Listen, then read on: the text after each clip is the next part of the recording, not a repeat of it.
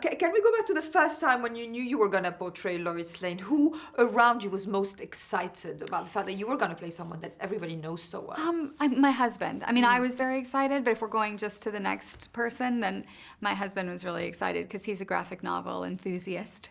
And, he said just the other day, he's kind of like, if someone had told me when I was 12 years old that I would be married to Lois Lane, he's like, I would have thought I was a pretty cool person. So that's kind of fun that he gets a kick out of it. He turned out to be quite cool. Yeah. There's so many portrayals of her, in popular culture Sure. and on television, in cinema, and in comic books. Sure. What was your main point of reference, or did you want to feel her as just a brand new character? Because this is a brand new take Well, on I her was anyway. familiar with her in all of those. I had watched the original Superman, then I watched Lois and Clark on television, then I had been on Smallville, so I had seen Erica Durance's portrayal. So I was very familiar with sort of Lois and everyone's interpretation, and I knew that, working with Zach, it was a totally different interpretation of the character. So I had to, in some ways, just step aside from, what they had done. And Lois always has certain things about her character that stay with her, this spitfire and very sort of brave, a lot of moxie, all that kind of stuff. And the essence of truth in reporting Yeah, journalism. absolutely, and that's how very truth refreshing. is for her. Yeah, truth is important to her, and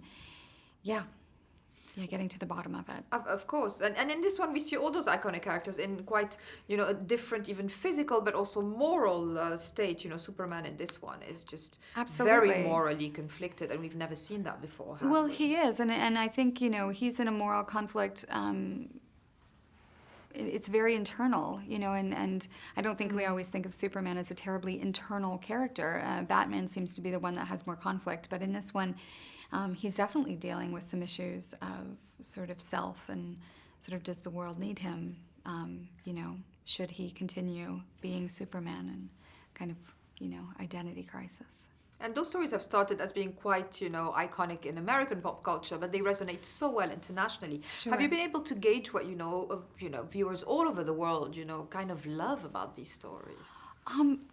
It's one of those things that I'm so grateful that they do. I would love to sort of get to the bottom of the psyche of like, why are we so drawn to superheroes? I mean, I can guess and surmise that, part of it has to do with like this secret desire that we all have to have secret powers, or to have, it's sort of aspirational. We want to be these people in some way. Like, I would love to be Wonder Woman. Like, how cool would that be if I was that person and had those powers? And what would I do with those powers? But also, I think the films themselves are very entertaining and kind of encompass a lot of fun, but a lot of morality. And I think that's really nice that people can see that and be entertained, but also feel like a deeper connection. Yeah, I mean, it's engaging and it's escapism at the same time. It's what I feel. You just go to the cinema and then you have a good time and then you ask yourself questions like this Absolutely. one does. At the end of the day, it is entertainment, and it's hard to get people to listen to you if you're not entertaining.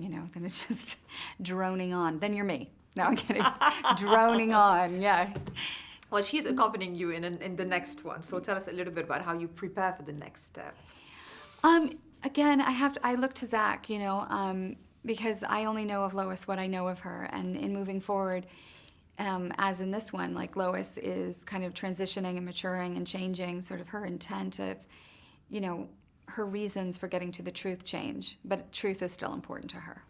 And Henry, how much does he heighten the pleasure of doing these films? Well, it's not a bad job working with Henry. He is, in all seriousness, he is a really nice person to work with, and we have a lot of fun, and we have a nice, I like to try to, crack him, because he's very Henry, and so I like to, kind of try to get to him. With the hair gel, try to get a little bit of gel away.